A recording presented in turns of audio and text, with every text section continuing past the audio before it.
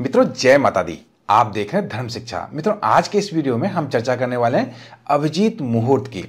अभिजीत मुहूर्त जैसा कि नाम से ही स्पष्ट है, विजय दिलाने वाला मुहूर्त। ज्योतिष शास्त्र के अनुसार इस मुहूर्त में हम जो भी काम करते हैं उसमें हमें सफलताएं मिलती है। इसमें इस वीडियो में हम क्या क्या टॉपिक कवर करेंगे। पहला, अभिजीत मुहूर्त होता क्या है। दूसरा, अभिजीत मुहूर्त का समय हर रोज क्या होता है, कैसे हम अभिजीत मुहूर्त का समय निकाल सकते हैं। तीसरा, अभिजीत मुहूर्त में क्या काम करने चाहिए, क्या काम नहीं करने चाहिए। सभी चीज़ों की संपूर्ण जानकारी आपको इस एक ही वीडियो में मिल पाएगी अभिजीत मुहूर्त के बारे में। तो वीडियो में हमारे साथ अंत तक जरूर बने रहिए। वीडियो पसंद आए तो इसे लाइक तो जरूर करें, साथ ही कमेंट बॉक्स में हमें पूछिए अगर कुछ और भी आप डिटेल वीडियो किसी और टॉपिक पे चाहते हैं इसी प्रकार से। तो सबसे पहले जानते हैं अभिजीत मुहूर्त होता क्या है। जैसा कि नाम से ही स्पष्ट है, विजय दिलाने वाला मुहूर्त। ज्योतिष शास्त्र के अनुसार इसमें कोई भी काम अगर करते हैं हम तो इसमें हमें सफलताएं मिलती हैं। कब आता है अभिजीत मुहूर्त? लगभग दिन के मध्य में आता है और इसे एक अच्छा मुहूर्त माना जाता है। ये दो घटी मुहूर्त के अंतर्गत आता है जो कि कुछ समय के लिए दिन में आता है।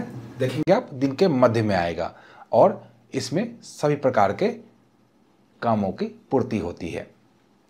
अब इसका समय कैसे निकाल सकते हैं। बहुत सारी जगह मैं इंटरनेट पे देख रहा था, वहाँ लिखा हुआ था अभिजीत मुहूर्त 48 मिनट का होता है।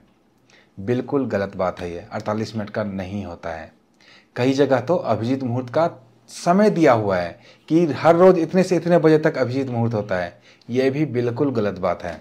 भारतीय ज्योतिष में इतनी अपरिपक्व जानकारी नहीं होती है। कुछ भी अगर है भारतीय ज्योतिष में तो उसका कुछ ना कुछ साइंटिफिक आधार है, बहुत ही तगड़ी वाली उसके अंदर मैथमेटिक्स लग रही होगी।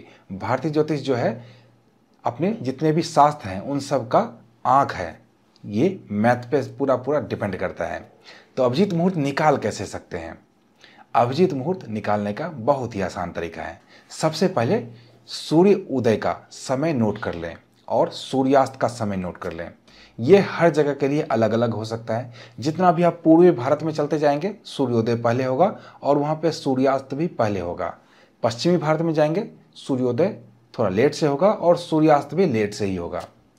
तो निर्भर करता है आप किस भारत के किस कोने में रह रहे हैं, वहाँ पे अभिजीत मुहूर्त कितने समय का होगा और कब से कब तक होगा। ये पूरा निर्भर करता है किस मौसम की बात कर रहे हैं हम। गर्मी में सूर्योदय पहले हो जाता है और सूर्यास्त भी थोड़ा लेट से होता है, यानी कि दिन पूरा का पूरा बड़ा होता है और सर्दियों के समय में दिन छोटा होता है। तो सर्दियों के समय में अभिजीत मुहूर्त का समय कम रहता है और गर्मियों के समय में अभिजीत मुहूर्त का समय ज़्यादा होता है।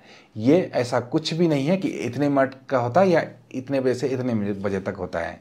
अब सूर्योदय और सूर्यास्त का समय हमें पता चल पाया। जैसे कि आप मान लीजिए सूर्योदय कहीं हो रहा है 5:30 सुबह में और सूर्यास्त हो रहा है कहीं पर भी 7:04 शाम में।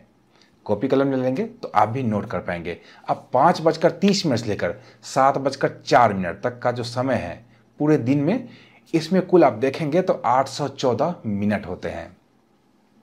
इस 814 मिनट को ज्योतिष शास्त्र में हम दिनमान कहते हैं। अब इस 814 मिनट को 15 से विभाजित कर देना है। क्यों? क्योंकि पूरे दिन में 15 तरह के मुहूर्त चलते हैं। तो उसी में से एक मुहूर्त जो है ये अभिजीत मुहूर्त है। ये दिन का 8वां मुहूर्त है, अर्थात 7 पहले इससे आते हैं मुहूर्त और 7 इसके बाद आते हैं मुहूर्त। ये बिल्कुल बीचों बीच पड़ता है। अब 814 मिनट को 15 से जब विभाजित करेंगे तो आप 54 मिनट प्राप्त होगा आपको। तो 54 मिनट का इस दिन अभिजीत मुहूर्त होगा। ये 54 मिनट फिक्स नहीं होता है। अगर 814 के बदले 800 मिनट होता पूरा दिनमान तो ये कम समय के लिए होता, या इससे बड़ा होगा दिन तो 54 मिनट से भी बड़ा अभिजीत मुहूर्त हो सकता है। वो पूरा निर्भर करता है सूर्योदय के समय और सूर्यास्त के समय में कितना मिनट होता है, उसको 15 से डिवाइड करें। जो भी मिनट आता है उतने मिनट का अभिजीत मुहूर्त होगा। तो गर्मियों के दिन में बड़ा हो जाता है और सर्दियों के दिन में छोटा अभिजीत मुहूर्त होता है। अब सूर्योदय से 7 बार 54 करके निकाल लीजिए तो 8वां मुहूर्त आरंभ होगा यहाँ से। तो यहाँ से 8वां मुहूर्त जब से जब तक चलेगा तब तक अभिजीत मुहूर्त है। अर्थात सूर्योदय में 7 बार 54 जोड़िए, जो समय आएगा वो अभिजीत मुहूर्त प्रारंभ होगा वहाँ से, और एक बार और 54 जोड़िए, जो समय आएगा वो अभिजीत मुहूर्त वहाँ पे समाप्त होगा।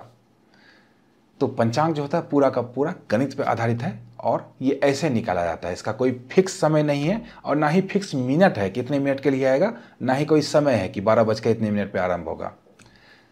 तो आपने यहाँ पे अभिजीत मुहूर्त क्या होता है ये जान लिया और अभिजीत मुहूर्त को निकालना सीख लिया। कोई कन्फ्यूजन अभी भी रह रहा है, कमेंट बॉक्स आपका अपना है, उसमें हमसे जरूर पूछिए। अब अभिजीत मुहूर्त में कौन से कार्य किए जाने चाहिए और कौन से कार्य नहीं किए जाने चाहिए।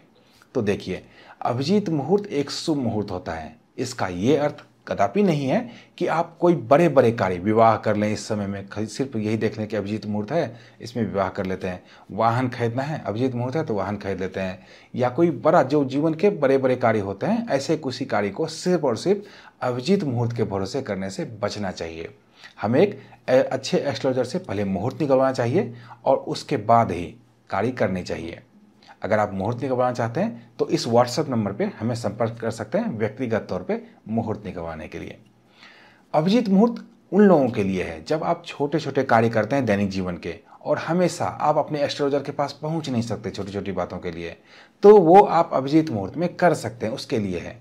ना कि किसी बड़े महत्वपूर्ण कार्य को हमेशा ही एक अच्छे एस्ट्रोलॉजर से मुहूर्त निकलवा कर ही करना चाहिए।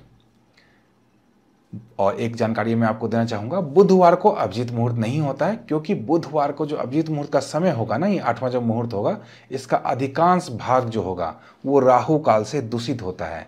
तो हर बुधवार को आप देखेंगे अभिजीत मुहूर्त होता ही नहीं है।